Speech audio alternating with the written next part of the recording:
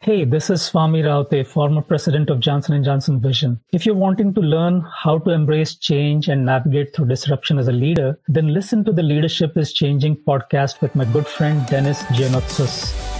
Welcome to Leadership is Changing. Each week, we and our guests provide information and insights through exploring leading change. This is taking your leadership to another level by finding the balance between executive excellence and personal well-being through stories that inspire real change. It's time to adapt in our fast-moving world when leadership is changing with your host, Dennis Giannotsos. Hey, welcome to the show, Leadership is Changing. What we as leaders know to be true is that change is constant. Leaders everywhere confront similar obstacles because people are people, but everywhere you go, leaders are overwhelmed, disrupted, and under pressure. They run from email to email, meeting to meeting. Many leaders are not changing quick enough, which means they run the risk of becoming irrelevant and being left behind. The purpose of the show is taking our listeners' leadership to another level by finding their balance between executive excellence and personal well-being through stories that inspire real change. I believe we don't have enough effective leaders in the world today, and if we can get the leaders to step up and lead change, then they can inspire real change. Hey listeners, it's now time to adapt in our fast-moving world. Welcome to today's episode. Great to have you here with us again. And I've got a wonderful guest with me today. His name is Swami Raote. Well, during his 30-year tenure with Johnson & Johnson, Swami earned the reputation as a trusted transformative growth leader across fast-moving consumer goods, OTC products, pharmaceuticals, and medical devices. He successfully delivered results building robust organizations for over 20 years in developed and emerging Asia, with a decade in the US and global roles. His most recent role included leading Johnson & Johnson's $3.6 billion vision care division. Swami, a huge welcome to you today. Thank you, Dennis. Nice to be here with you. Thank you. Whereabouts in the world are you today? I am based in sunny Jacksonville, Florida. It's cold, but it's, I'm glad I'm not in New York or Boston or any other place. Yeah, glad to see. I see you got the word sunny in there, which is good. And the other thing too is that, you're in winter and I'm in summer in this part of the world. So, yeah, I'm not looking forward to going in autumn or winter, but or fall as you might call it. Where does your name originate from? I come from Mumbai, India. Swami literally means the Lord and the Master of the world. Oh, wow. Very good. Or a husband in Indonesian. Bahasa Indonesia, it also means husband. Oh, wow. It's interesting how names or words have different meanings in different countries, different cultures and that, yeah. I used to have a team in Bangalore in India, and people say to me, I go, oh, where are you from? They go, I'm from India, and they tell me which part, and I go, great, because I'm actually from Karnataka. And they go, what? How does he know how to say Karnataka? First of all, let alone, he doesn't look like he's from there. And I just go, no, I used to have a team in Bangalore and that, but they taught me about the names and so forth. So I have a lot of fun doing that and saying that to people. Swami, I've just given a quick introduction to our listeners about your background, huge experience in a large corporate as well. You want to tell us a little bit more about your background? Dennis, I grew up in the India of 60s and 70s, come from a middle-class household, battling constraints as everyone used to during those days. The family hugely valued education and integrity and hard work. I mean, if my mom didn't tell me hard work doesn't kill anyone at least 5 times in a day or 5 times in an hour, I would feel something's wrong with her. Did pharmacy, worked for some time, did my MBA, joined a large global financial multinational. Then about 30 years ago, I took a 55% pay cut and joined Johnson & Johnson. And then I never looked back. When you think about the compounding impact of 55% pay cut, one would assume I've left a lot of money on the table, but what I have gained is phenomenal. And honestly, J&J has been my university in healthcare. It's been my university in leadership. It's really taught me everything that I know today. And for that, I will be forever grateful to that institution. That's wonderful. And, just that sharing of you with the 55% pay cut to go to a large organization like that, sometimes you're right. Some people might think, oh, what are you doing? But I think at the end of the day, it's what your bigger picture is. You're understanding what your vision is and where you're going in your career. And sometimes we might need to make a strategic move to go ahead and do that. And I think that's wonderful you did that, because look at what's happened for you in your career. Would you have actually had that opportunity where you were before? Maybe, maybe not. Yeah. Yeah, I think we are destined to go where we are destined to. And I'm so glad that I took that chance and, I had the courage at that point of time. I think I was foolhardy, but in retrospect, I would call it courage. Yeah. Courage, big courage. Absolutely. And tell me, how did you get into leadership?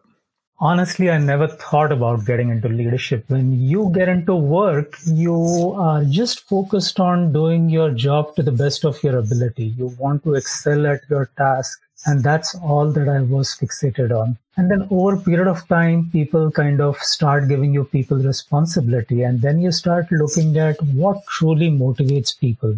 How are you going to help them deliver what we need to do, but also balance their lives? I mean, people are diverse. People have different things on their mind. How do you keep them engaged all the time? Moving from people leadership, then you start that's when you start really looking upwards in terms of what are people above you doing? How are they leading larger teams, larger businesses, larger functions, larger units? And then when you start moving across the world, you start looking at people from different cultures and how do they connect back with them. And that's how my entire leadership journey started. First, just by doing the job well. Second, trying to figure out how to get people excited about doing what we need to do. Third, helping people make choices and literally bringing out everyone in terms of helping them make those choices. And then the last thing which is if you really want to move ahead in life, you have to learn to trust people. And you have to first learn to trust yourself and really put yourself out there with all your what's and, the answers which you don't have to every question which they might have. And I think that's how I kept evolving over a period of time. I still think I'm a work in progress. I'm not done yet. But that's the long and short of it. Yeah, I think you're so right in what you're saying about trusting yourself first. You have to trust yourself before you can trust others, number one. The other thing you said as well is about really doing your job really well. The number of people who want to move up in an organization, I go, great, but you need to knock the ball out of the park, if I use a metaphor like that, on what you do and do it really well. Not just do it okay, not just mediocre, but really do it well, because then you get the right attention. Yeah. If you're not good at what you do, you will, over a period of time, not be good at what you're supposed to do. And you can get distracted by everything. But at the end of the day, you also have to really understand who you are, what you want to be, whether you're ready for it or not. And if not, how do you reconcile? How do you let people know where you need the help? Because even leaders need help. You should be willing to reach out and ask for that help when needed. You don't need to have all the answers. Absolutely. You don't need to have the answer. That's a very good point. You don't actually need to have the answers, but you need to actually have the ability and maybe put your ego in your back pocket and actually ask for help. It's okay to ask for help. I like what you said before. If you're not good at what you do, then you won't be good at what you're supposed to be doing. That's precious, just that, what you just said there. Thank you, Dennis. Very good. Swami, I'm going to ask you a question here. Now, this person could be alive or from history, and you may have several here, but who's the one leader? Who's your favorite leader and why? One of my favorite leaders, and I really did not know about this person for a long time. But when I think about different people who have had impact on a very large scale, my choice will be surprising, but he would be Deng Xiaoping of China. The ability for one single individual to change the course of country and figure out a way to leave a legacy wherein even after he is gone, the country continues to prosper and do well. That's phenomenal. And if I really look at the arc of history and how he shifted an entire country, the aspirations, how he reframed what China should be doing from what it was doing, is truly precious. So there would be a lot of people who would not know. I personally did not know, but being to China for the last 30 years, since 91, I've been going there and I've seen the development of China, and it's truly phenomenal. I mean, I have not seen any other country move up so sharply, so quickly at that scale. Oh, that's cool. Here's a question I'm just going to pull out of the hat here, and that is, if you two were sitting down together on a park bench, so the leader you just spoke about, and you're having a coffee together, what question would you ask him?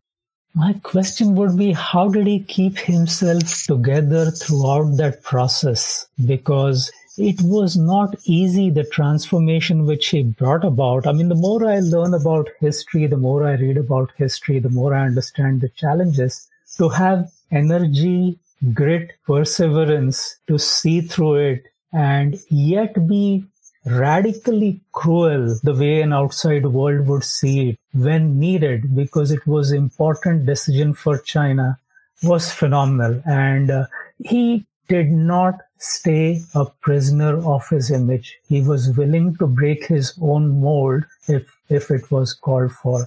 And that's something which I've not seen with many leaders. I think when leaders become larger than life, they tend to get framed and then they hesitate to break the shell.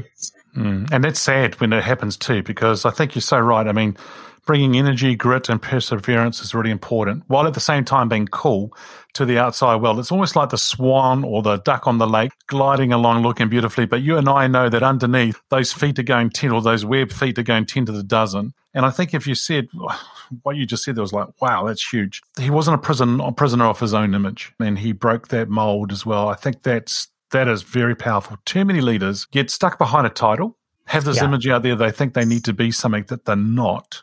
And all you and I want is just them to be them. Yeah. Bring them their best self along. Yeah. And societies and your audiences will tend to frame you over a period of time. And it is hard not to fall in love with your own image. But if the context calls for doing something which is different from what people have framed you, you should have the courage to do it and not be a prisoner of what will the world say. And when I look at how he has done a few things, he was very much willing to throw his image and take some really cold, hard calls when they were needed. Right. Because I was just going to ask you, Swami, for our listeners here, if they are thinking about themselves or they see a leader that's stuck in that image, what can they do for that courage? What could they do? So any ideas on what they could do to break the mold? I mean, that is something which I would have asked Deng if I was having a coffee with him. But, Tiananmen Square is what everyone remembers. He could have taken a popular call and allowed things to go, but he actually chose to repress the uprising the way an Anglo-Saxon media would portray it. But there was a cold-hearted reason why he did that. And when you look at the people who were with him, who were equally shocked at his call, that is something which I would love to understand from him. How did he bring himself about to do things which no one expected him to do? Yeah, that'll be amazing to hear or learn in relation to that. Now, the show here, Swami, is called Leadership is Changing. When I talk about that title, or I mention it, or I mention that saying, what does that mean to you? Dennis, when I think about leadership and when I think about whom I used to get fascinated by or charmed by when I started my career, these were people who were really wise, knowledgeable, had a good worldview. They really had access to information that probably many did not have, including me. And today when I think about leadership, access to information is universal. Whoever wants to make an effort can access information. And leadership today probably means different things to me. It's about not being a know-all, but being willing to be a learn-all, someone willing to understand different sets of circumstances, context, and occasionally willing to roll up the sleeves, get into trenches, and figure out things jointly so that we are clear about the purpose, but we are willing to take different actions to achieve those end goals. So I would say the difference would be more from a know-all to someone who is willing to learn, someone who is willing to be flexible, still being fixated on the same purpose and goal, not losing that, but willing to mend and bend to make things happen. So you're saying, I think what you said there just in a summary is not to be a know-all, but to be a learn-all and learn as much as you can, be flexible. Mm-hmm. Great way of putting it. Thank you. Now, you and I are living in a world today that is very fast-paced, ever-changing. It's whether it be social, technology, business, things are moving fast. And we've seen the rate of change happen very quickly over the years, and it's getting faster all the time. What makes a leader successful today in that fast-paced, ever-changing world? What has helped me, and I have changed myself, and I'm still in the process of changing myself. How do you retain the ability of mobilizing bright people across the organizations? How do you get them anchored on what is the true purpose of what we all want to achieve? Can we have a higher purpose than what is there in front of us today? And involving them in the purpose, involving them in the strategy, but equally recognizing that strategy is on the basis of context, right? And no two people from two different parts of the world can resonate exactly the same way. And allowing a fair degree of autonomy in terms of tactics. How do we want to go there? At times, we might be doing two diametrically different things in different parts of the world, but they would still both be the right things.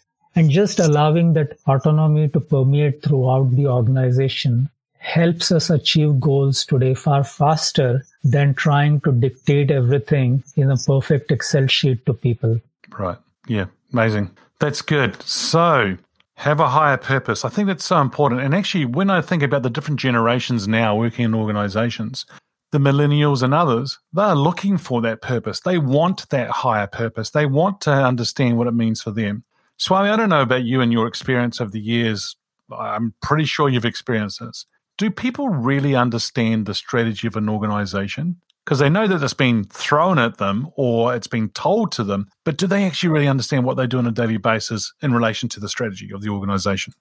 You know, and that is what I mean by if they understand the purpose, that's good enough. What is the job of a leadership today? To create many leaders like the person, probably better than the person himself, who are then going to help translate and help the organization apply, help the organization localize things to be done within a given context so that we are all contributing to the higher purpose. And the true role of leadership is to really generate thousands of leaders and get everyone to feel like a leader. If you can drive ownership into the organization as deep as you can, then your job is done. Then you would have done your job. They should feel that they are owning the purpose of the organization, the vision of the organization. Yeah, cool. So they feel like they've bought into it. It's their idea, sort of scenario, right? Yep. Okay, good.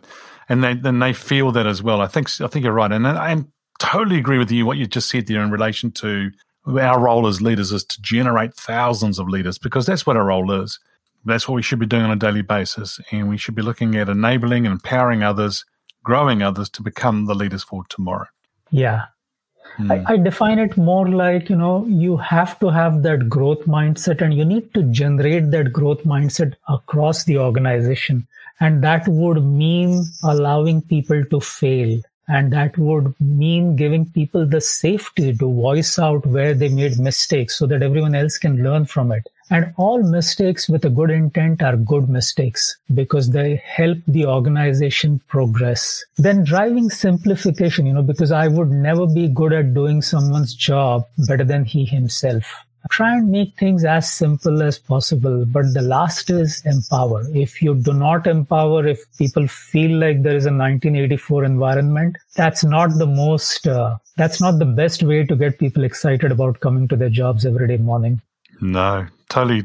That's not at all. And I like what you say, generate the growth mindset across the organization. And then the other one is all mistakes are good mistakes if it's with the right intent. I think a lot of organizations are scared, afraid, have that fear mentality, and they're too scared to try something, right? They don't have the courage to go ahead and do it because the environment has been set up in a way that's I don't think is actually proactive or productive for them. And I totally agree with what you just said there about generating growth mindset across the organization. Many organizations, and I am reflecting more on my own journey. There was as organizations became global, there was a reason why they came up with a playbook. And they had a certain playbook which needed to be executed across the world, which is not a bad first step. But as you grow and as you learn to recognize the diversity of the world, and especially in today's world, you mentioned about technology and social and data. Today's world, you can be global and hyper-local at the same time. And how do you help your employee make those right decisions versus trying to put yourself into, 5,000 shoes and try and see if you can take that decision for them? It's important to give them that power to make those decisions and occasionally fail. Yeah. It's amazing how the organization's footprint are now global, but they also, I think you used the word hyper local. Mm-hmm. Yep. Yeah. And so they are local as well. And you can see that happening. And I think that's a very smart thing to do, is look at a footprint that could be global and influence people around the world, and then having that vision, which is good. Now, you and I, Swami, have been talking about leaders, and we've been looking through the lens of a leader. If we were to flip that around now and now look through the lens of employees, both you and I have been employees. We've had employees reporting into us over the years and that. So how has employees of expectations of leaders changed? I think more and more employees want to buy into what they're doing. They are willing to have the first set of vision thrown at them, but you should be willing to allow them to co-craft the vision, co-craft the way they're going to execute. They're looking for autonomy. They're looking for flexibility. In some ways, they're looking for trust as well. It has to be a two-way contract. And if they get that, they will stay with the organization. And honestly, they will deliver a far better job than what we ever expected them to do. Yep, absolutely. And that trust has got to be there. One of the things which truly fascinated me and intrigued me to join J&J was I saw the Johnson & Johnson, the cursive logo, and what was written below it was trust mark, not a trademark. And that intrigued me. And then I went into the owner or, the founder of the company and how he set it up. And that was a very fascinating story. And that was the reason why I felt like I should join this company. And it has lived up to my expectations. There you go, listeners. Take a 55% pay cut because of one word that said trust rather than trade. And it's amazing how different everyone looks at things differently, right? So, Differently. Yeah, absolutely. Yeah. And so that's quite a unique way to actually talk about trust mark rather than a trademark, because it's different, but it also means so much more, I think. I think that's pretty cool. Did you really take the 55% pay cut because of that one word? That was one of the reasons. Actually, it was also the leader who was engaging with me. He was truly humble. He was truly smart. And I could relate the company and what it wanted to do with the leader. And he actually, he forced me not to join. He said, listen, you're bright, you're smart. There are many reasons why I can tell you should not join us. Firstly, I won't be able to afford you. Secondly, our culture will frustrate you. And while you're good, you might not succeed here. And that made me even more intrigued. And I said, listen, why are you telling me that I will fail? I now want to join and succeed. But he was right.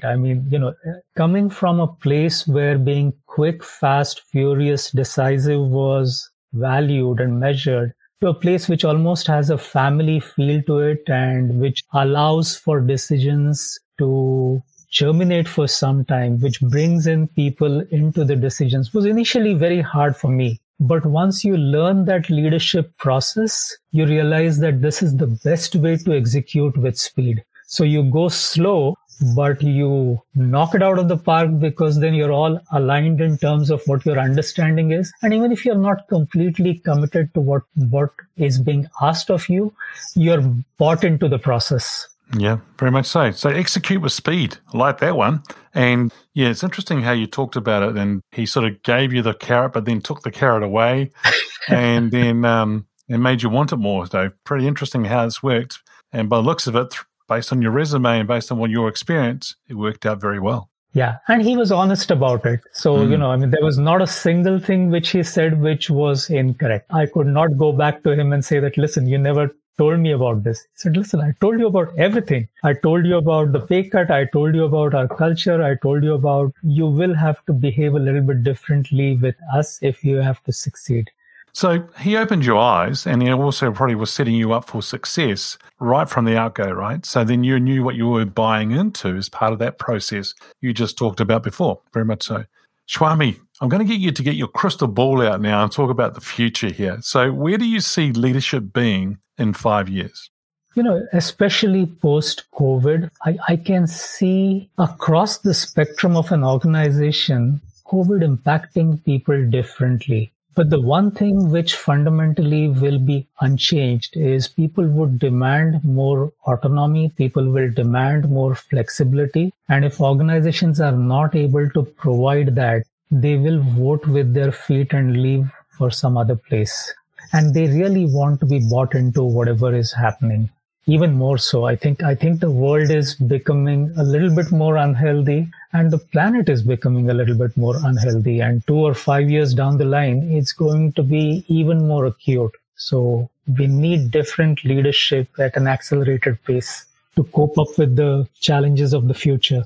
Yep, absolutely. We need more flexibility, autonomy, and that will be demanded by people as well. And leaders, wake up. That's what we need to do going forward, and we'll see what else the world will throw at us going forward. Swami, thank you for joining us on today's show. If our listeners are wanting to get hold of you, where should they go? They can approach me through my LinkedIn page, or they can write to me at swamiraote@outlook.com. I'm happy to connect with them. Great. Well, once again, thank you so much for joining us on today's show. Thank you, Dennis. It was a pleasure. Likewise. Listeners, generate the growth mindset, have the leader's playbook, and execute with speed.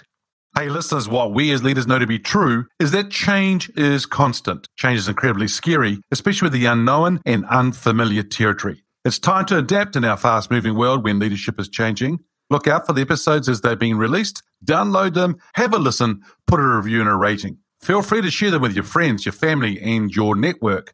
Hey, if there's any feedback you'd like to give me about the show, or if there's a question you have for the Ask Dennis Freestyle episode, then send me an email, dennis@leadingchangepartners.com. Hey, listeners, it's always a pleasure being with you. Thanks for tuning in. Until next time, bye for now. Thank you for listening to this episode of Leadership is Changing with your host, Dennis Giannoutsas. Each week, we and our guests provide information and insights through exploring leading change, inspiring executives and leaders to adapt and lead a bigger game in a fast-moving world.